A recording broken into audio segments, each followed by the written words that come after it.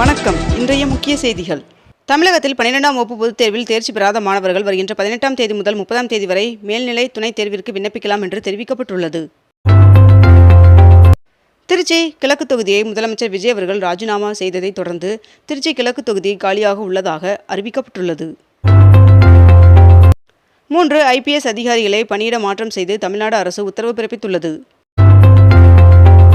டெல்லியில் அரசு ஊழியர்கள் வாரம் 2 நாட்கள் வீட்டிலிருந்தே பணியாற்ற முதல்வர் ரேகா குப்தா அவர்கள் உத்தரவு பிறப்பித்துள்ளார்.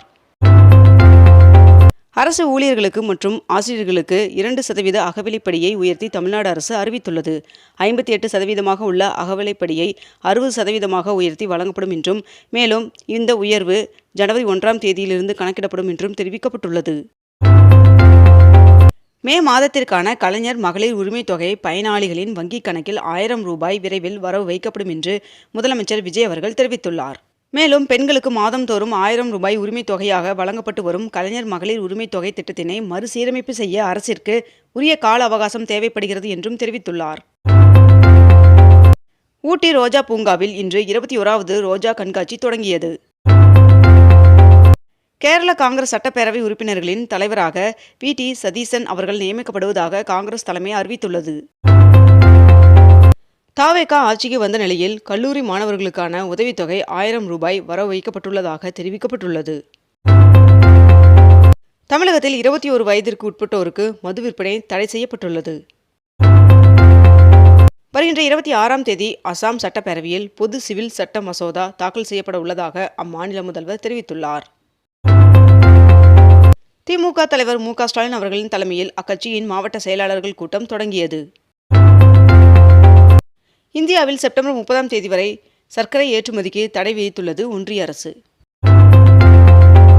22 கேரட் ஆபண தங்கத்தின் விலை சவரனுக்கு 400 ரூபாய் அதிகரித்து 1 சவரன் 1,20,400 ரூபாயாகவும் 1 கிராம் 15,050 ரூபாய்க்கும் விற்பனை செய்யப்பட்டு வருகிறது. இதனைத் தொடர்ந்து 1 கிராம் வெள்ளியின் விலை கிராமிற்கு 5 ரூபாய் விலை குறைந்து 1 கிராம் வெள்ளி 315 ரூபாய்க்கு விற்பனை செய்யப்பட்டு வருகிறது.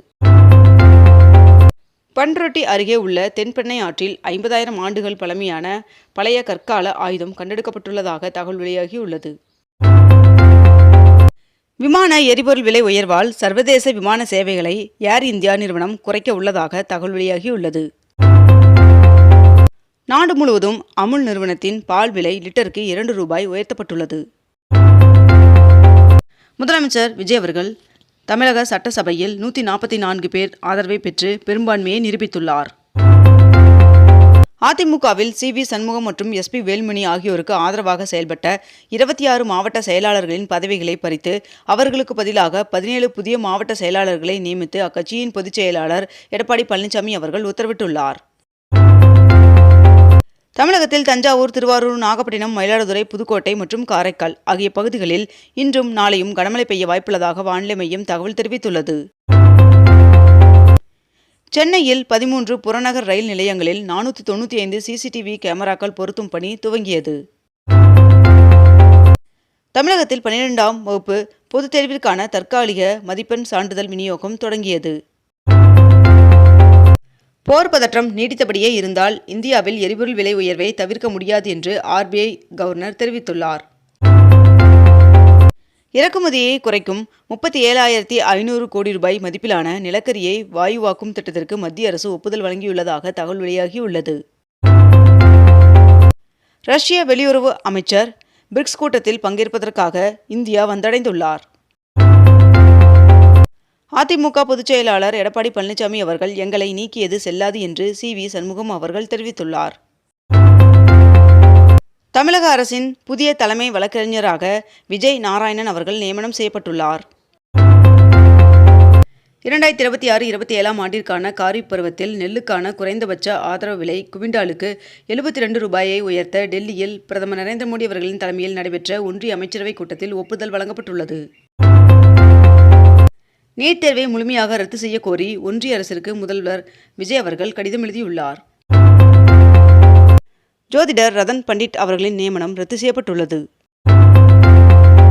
எரிபொருள் சிக்கனத்திற்காக தனது பாதுகாப்பு வாகனங்களின் எண்ணிக்கையை குறைக்க பிரதமர் நரேந்திர மோடி அவர்கள் உத்தரவிட்டுள்ளார் என்று தகவல் வெளியாகியுள்ளது. சபரிமலை ஐயப்பன் சுவாமி கோவிலின் நடை இன்று திறக்கப்பட உள்ளதாக தெரிவிக்கப்பட்டுள்ளது. தென்மேற்கு வங்கக்கடலில் ஆழ்ந்த காற்றழுத்த தாழ்வு பகுதியாக வலுவடைந்தது என்று சென்னை வானிலை ஆய்வு மையம் தகவல் தெரிவித்துள்ளது. புதுச்சேரியில் 5வது முறையாக முதலமைச்சராக ரங்கசாமி அவர்கள் பதவியேற்றார். கோடை காலத்தில் தமிழகத்தில் குடிநீர் தட்டுப்பாடு ஏற்படாமல் இருக்க முன்னெச்சரிக்கை நடவடிக்கைகளை மேற்கொள்ள மாவட்ட ஆட்சியர்களுக்கு முதலமைச்சர் விஜய் அவர்கள் அதிரடி உத்தரவு பிறப்பித்துள்ளார்.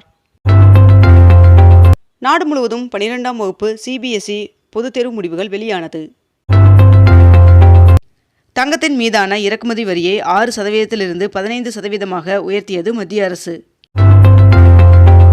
தமிழகத்தில் போதைப் பொருட்களை முற்றிலும் கட்டுப்படுத்தும் வகையில் முதல்வர் நேரடி கண்காணிப்பில் சென்னை உட்பட மாநிலம் முழுவதும் 65 போதைப் பொருட்கள் தடுப்பு பிரிவு காவல் நிலையங்கள் அமைத்து தமிழ்நாடு அரசு அரசாணை வெளியிட்டுள்ளது.